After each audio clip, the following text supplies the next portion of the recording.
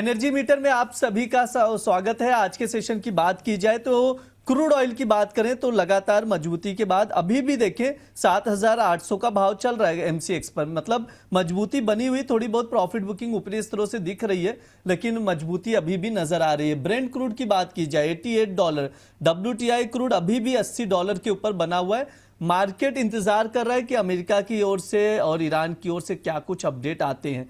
स्थिति अभी भी नाजुक है, यानी तनावपूर्ण स्थिति बनी हुई है। ईरान कह रहा है कि स्टेट ऑफ हॉर्मुज पर ईरान का कंट्रोल था, है और आगे भी रहेगा।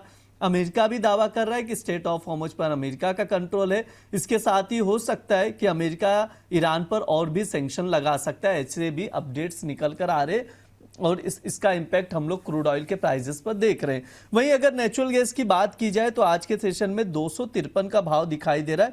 करीब करीब 4% की गिरावट हम लोग यहां पर नेचुरल गैस में देख रहे हैं। सवाल यही है कि ट्रेडर्स क्या रणनीति बनाए क्रूड ऑयल और नेचुरल गैस में, हम लोग समझने की कोशिश करेंगे। हमारे साथ मनोज सर और आनंद सर जुड़े हुए हैं, राय लेंगे और आप लोगों के सवालों के जवाब भी सर से लेने की कोशिश करेंगे। मनोज सर, सबसे पहले क्रूड पर आपका नजरिया क्या है? जो भी मिडल ईस्ट से अपडेट आ रहे हैं उसे कैसे देख रहे हैं और कौन से लेवल से ब्रेंट के लिए इंपॉर्टेंट रहने वाले, एमसीएक्स के लिए इंपॉर्टेंट रहने वाले, और अगर कोई ट्रेडिंग कॉल बन रहा हो तो वो भी सजेस्ट कीजिएगा सर। देखिए, यहाँ पे क्रूड ऑयल में हम देख रहे हैं कि एक गिरावट थी, लेकिन जो यूएस और ईरान के जो कॉन्फ्लिक्ट्स है वो सेटल होते हुए नजर नहीं आ रहे हैं और उसी के चलते हम देख रहे हैं कि कीमतों में फिर सपोर्ट जो है वो आते हुए नजर आ रहे हैं। WTI की कीमतें $80 के ऊपर बनी हुई है, $74 वहां पे सपोर्ट्स है। ऊपर में 88-90 का जो जोन है वो एक रेजिस्टेंस है। अगर ब्रेंट की बात करें तो वहां पे $80 जो है एक मजबूत सपोर्ट बना हुआ है, लेकिन 91 वहां पे भी एक रेजिस्टेंस है। तो एक ब्रॉडर रेंज जो है $10 से $12 की बनी हुई है। हमारा मानना है कि जो यूएस और ईरान के कॉन्फ्लिक्ट है वो बने रहेंगे और काफी हद तक वो कीमतों के लिए सपोर्टिव रहेंगे। लेकिन दूसरी ओर हम देख रहे हैं कि ओपेक की ओर से उत्पादन में बढ़ोतरी की जा रही है। इंटरनेशनल एनर्जी एजेंसी की जो रिपोर्ट है वहां पे डिमांड को लेकर के चिंता जाहिर की जा रही है। तो कहीं ना कहीं जो जियोपॉलिटिकल टेंशंस लंबे खींचते हुए दिख रहे हैं तो काफी हद तक वो डिमांड को भी प्रभावित करेंगे। तो बहुत ज्यादा बड़ी बढ़त आ जाएगी कच्चे तेल में, उसकी संभावना अब नजर नहीं आती है। हमारा मानना है कि जो ब्रॉडर रेंज है 74 से $88 WTI के लिए रहेगी। उस लिहाज से भारतीय बाजारों में लगभग 7,400 से 8,250 का एक ब्रॉडर रेंज रहेगा।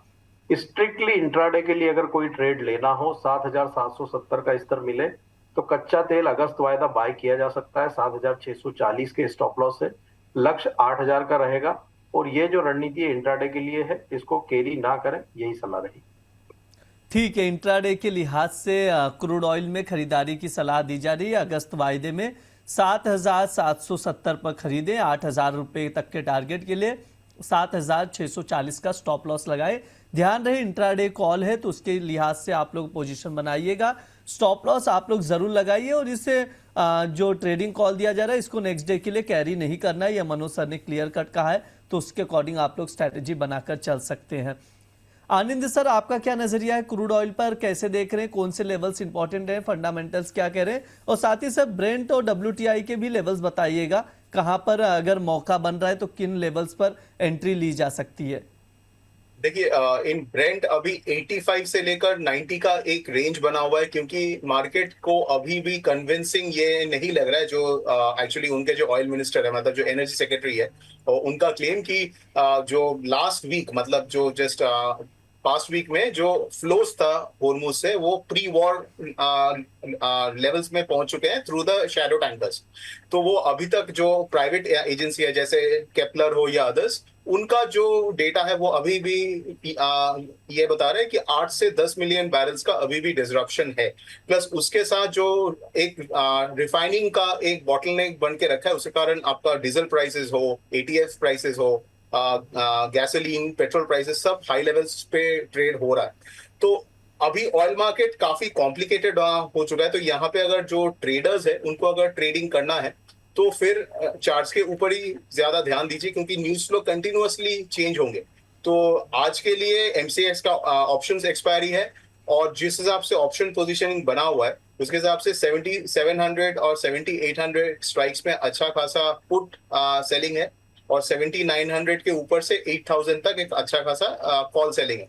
तो जनरली इसी रेंज के अंदर होना चाहिए, 77 से 8000 के बीच। अगर ये रेंज आज टूटता है, चांसेस कम है, तो फिर हम लोग को एक अच्छा खासा मूव मिल सकता है। बट फिलहाल के लिए मैं ये बोलूंगा 7700 से 8000 का एक ओवरऑल एक रेंज है एमसीएक्स में, और 85 से लेकर 90 का ऑन ब्रेंट। ठीक है, ये सर की राय है क्रूड ऑयल को लेकर, तो उसके अकॉर्डिंग आप लोग रणनीति बनाकर चल सकते हैं। हमारे साथ अजय केडिया सर भी जुड़ चुके हैं। सर गुड आफ्टरनून, स्वागत है आपका द बोनस में। बहुत बहुत धन्यवाद। सर क्रूड पर राय दे दीजिए, क्या लग रहा है सर, आगे क्या स्ट्रैटेजी होनी चाहिए, कौन से लेवल्स इंपॉर्टेंट नजर आ रहे हैं? देखिए भाई, मुझे लगता है कि कच्चे तेल में 3 इंपॉर्टेंट ट्रिगर्स है जिस पे आपको ध्यान देना चाहिए। पहला है कि आप स्प्रेड देखेंगे WTI और ब्रेंट का, वो $6 के ऊपर इस वक्त ट्रेड करता हुआ दिखाई दे रहा है। इसका मतलब है कहीं ना कहीं कच्चा तेल अभी भी एक कंसर्न्स में ही है, तो शॉर्ट नहीं करना चाहिए। दूसरा, अगर आप देखोगे तो इजराइल और लेबनान के बीच में जो तनाव आया है, ये तनाव की वजह से भी कच्चा तेल सपोर्टेड है। हालांकि सप्लाई या डिमांड है उनमें थोड़े चेंजेस आए, जैसे आईईए ने कहा है कि कहीं ना कहीं कंजम्पशन में ड्रॉप आएगा, जिसकी वजह से मार्केट एक रेंज में ट्रेड करता हुआ दिखाई दे रहा है।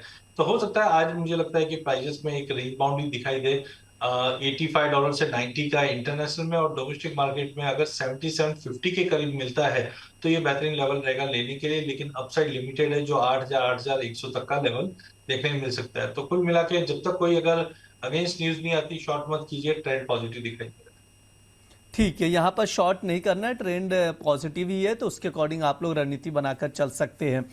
मनोज सर नेचुरल गैस पर भी राय दे दीजिए। नेचुरल गैस आज के सेशन में देखिए सर, 0.25% की गिरावट है, 253 का भाव चल रहा है। क्या किया जाए सर नेचुरल गैस में इस वक्त?